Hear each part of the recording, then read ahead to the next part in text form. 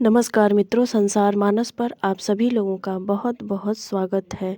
कल गणेश चतुर्थी संकट चौथ का व्रत रखा जा रहा है। इस उपलक्ष्य में आज हम प्रस्तुत हैं इसकी कथा को लेकर। जो लोग इस चैनल पर पहली बार आए हैं, इस चैनल को सब्सक्राइब करके हमारा सपोर्ट जरूर कर दें। इस दिन बुद्धिवारिधि गणेश तथा चंद्रमा की पूजा की जाती है। दिन भर व्रत रहने के बाद सायंकाल चंद्र दर्शन पर दूध का अर्घ देकर चंद्रमा की विधिवत पूजा की जाती है। गौरी गणेश की स्थापना पर उनका पूजन तथा वर्ष भर उन्हें घर में रखा जाता है। नैवेद्य सामग्री तिल, ईख, गंजी, भाटा, जो कुछ भी मौसमी फल हमारे पास उपस्थित हो, उससे हम भगवान का नैवेद्य पूरा करते हैं। यह नैवेद्य रात्रि भर डलिया इत्यादि में ढककर यथावत रख दिया जाता है, जिसे पहाड़ कहते हैं। पुत्रवती माताएं पुत्र तथा पति के मुख समृद्धि के लिए व्रत रखती हैं। सबसे बड़ी विशेषता यह है कि उसे ढके हुए पहाड़ को पुत्र ही खोलता है तथा भाई बंधुओं में बांटा जाता है, जिससे प्रेम भावना स्थायी होती है। अब हम श्रवण करते हैं इसकी व्रत कथा को। एक बार विपदाग्रस्त देवता भगवान शंकर के पास गए। उस समय भगवान शंकर के सम्मुख स्वामी कार्तिकेय तथा गणेश जी भी विराजमान थे। शिव जी ने दोनों बालकों से पूछा, तुम में से ऐसा कौन वीर है जो देवताओं का कष्ट निवारण करे? तब कार्तिकेय ने अपने को देवताओं का सेनापति प्रमाणित करते हुए देव रक्षा योग्य तथा सर्वोच्च देवपद मिलने का अधिकारी सिद्ध किया। यह बात शिव जी ने गणेश की इच्छा जानना चाहा। तब गणेश जी ने विनम्र भाव से कहा कि पिताजी, आपकी आज्ञा हो तो मैं बिना सेनापति बने ही सब संकट दूर कर सकता हूँ। बड़ा देवता बनाए या न बनाए, मुझे इसकी कोई लालसा नहीं है। यह सुन हंसते हुए शिव दोनों लड़कों को पृथ्वी की परिक्रमा करने के लिए बोले तथा यह शर्त रखी कि जो सबसे पहले पूरी पृथ्वी की परिक्रमा करके आ जाएगा, वही वीर तथा सर्वश्रेष्ठ देवता घोषित किया जाएगा। यह सुनते ही कार्तिकेय बड़े गर्व से अपने वाहन मोर पर चढ़कर पृथ्वी की परिक्रमा करने चल दिए।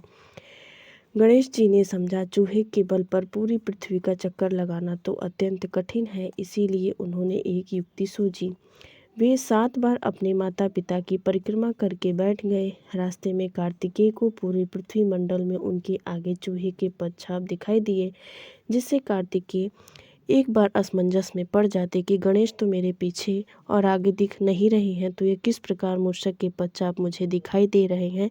लेकिन वह अपनी गतिशीलता के कारण उस प्रयोजन को सिद्ध करने में ना रह सके और उन्होंने उस पर ध्यान नहीं दिया और वह आगे बढ़ चले। परिक्रमा करके लौटने पर निर्णय की बारी आई। कार्तिकेय जी गणेश पर कीचड़ उछालने लगे और उन पर मिथ्या दोषारोपण करने लगे। अपने को पूरे भूमंडल का एकमात्र पर्यटक बताने लगे, क्योंकि उन्होंने तो अपने आगे और पीछे कहीं भी गणेश जी को नहीं देखा था। इसीलिए वह उनका विरोध करने लगे कि धरती पर तो सिर्फ मैं ही गया था, इन्होंने तो अपने पदछाप भी कहीं नहीं छोड़े थे, किस प्रकार पूरे पृथ्वी का चक्कर लगाकर आ गए। इस पर गणेश जी ने शिव जी से कहा कि माता पिता में ही समस्त तीर्थ निहित हैं। हमारे शास्त्रों में यह बात कही गई है, इसीलिए मैंने अपनी बुद्धि का प्रयोग करके अपने माता पिता के ही 7 परिक्रमा पूरे कर लिए। इस प्रकार मैं पूरी पृथ्वी का चक्कर लगाने में ना जाते हुए भी समर्थ रहा, इसीलिए मैंने आपकी 7 बार परिक्रमाएं की हैं। गणेश की इस बात को सुनकर समस्त देवगणों तथा कार्तिकेय ने सिर झुका लिया तथा शंकर जी ने उन्मुक्त कंठ से गणेश जी की प्रशंसा की तथा आशीर्वाद दिया कि त्रिलोक में सर्वप्रथम तुम्हारी पूजा होगी। तब गणेश जी ने पिता की आज्ञा अनुसार जाकर देवताओं का संकट दूर किया। यह शुभ समाचार भगवान शंकर ने यह बताया कि चौथे दिन के चंद्रमा तुम्हारे मस्तक पर ताज बनकर पूरे विश्व को शीतलता प्रदान करेगा। जो स्त्री पुरुष इस तिथि पर तुम्हारा पूजन तथा चंद्र अर्घ दान देगा, उसका त्रिविध ताप अर्थात दैहिक, दैविक, भौतिक दूर होगा और ऐश्वर्य, पुत्र, सौभाग्य को प्राप्त करेगा। यह सुनकर देवगण हर्षातिरेक में प्रणाम करके अंतर्ध्यान हो गए और उन्होंने गणेश की वंदना की। गजाननं भूतगणदि सेवितं कपित्थ जम्बू फल चारु भक्षणम उमासुतं शोक विनाशकारकम नमामि विघ्नेश्वर पाद पंकजम। इसकी एक कथा इस प्रकार है। किसी समय भगवान शंकर स्नान हेतु कैलाश पर्वत से भोगवती नामक स्थान पर गए। उसी समय घर पर पार्वती ने स्नान करते समय अपने मैल का एक पुतला बनाकर सजीव कर दिया। उन्होंने उस पुत्र का नाम गणेश रखा। गणेश को देवी ने आज्ञा दी कि तुम द्वार पर पहरा दो, किंतु यह ध्यान रहे कि अंदर कोई प्रवेश न करने पावे। थोड़ी ही देर में शंकर जी आ गए और घर के अंदर जाना चाहा, तभी गणेश ने उन्हें रोक दिया। इससे क्रोधित होकर शंकर ने त्रिशूल से उसका सिर काट दिया, क्योंकि उन्होंने कहा कि देवी के पास जाने से मुझे रोकने का अधिकार तो इस पूरे ब्रह्मांड में किसी और के पास नहीं है, फिर क्यों करके एक छोटा सा बालक मुझसे इस प्रकार की धृष्टता करे। भगवान शंकर का जब क्रोध शांत हुआ और माता ने जब देखा कि उनके पुत्र का सर कट चुका है, तो वह अत्यंत क्रोधित हो गई और सृष्टि के विनाश के लिए उद्यत हुई। टेढ़ी भ्रुकुटी वाले शिव जब अंदर पहुंचे तो शैलजा ने समझा भोजन में विलंब के कारण कुपित हैं, इसीलिए शीघ्र ही भोजन करने का निवेदन किया। 2 पात्रों में भोजन लगा देख दिगंबर शिव ने पार्वती से पूछा, यह दूसरा पात्र किसके लिए लगाया गया है? पार्वती बोली, बहिर्द्वार पर पहरा देने वाले लाडले पुत्र गणेश के लिए है। यह सुनकर शिव ने कहा कि मैंने तो उसकी जीवन लीला समाप्त कर दी। तब तो पार्वती बहुत दुखी हुई और प्रिय पुत्र के पुनः जीवन के लिए आग्रह किया। देवी को प्रसन्न करने के लिए शिव ने तुरंत पैदा हुए हाथी के बच्चे का सिर काटकर बालक के धड़ से जोड़ दिया। तब पार्वती ने प्रसन्नतापूर्वक पति पुत्र को भोजन करा के स्वयं भोजन किया।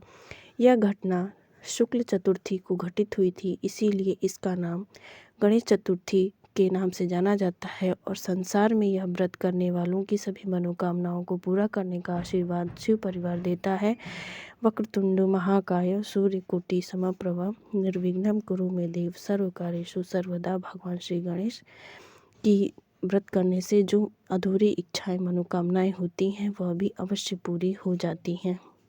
इस व्रत को करने वाले प्रातः गणेश जी की मूर्ति बनाते हैं और अगर मूर्ति ना हो तो उनका चित्र लगाकर पूजन के समय मोदक का भोग लगाकर तथा हरित दूर्वा के 21 अंकुर लेकर उनमें से 2-2 करके 10 नामों पर क्रमशः चढ़ाते हैं।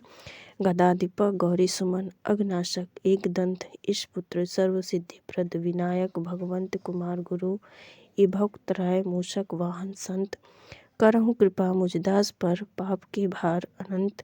तत्पश्चात 10 लड्डू ब्राह्मणों को दान देकर जो मोदक बचे हैं वो उसे स्वयं खा के और बाकी के मोदक अपने परिवारजनों में बांट देते हैं।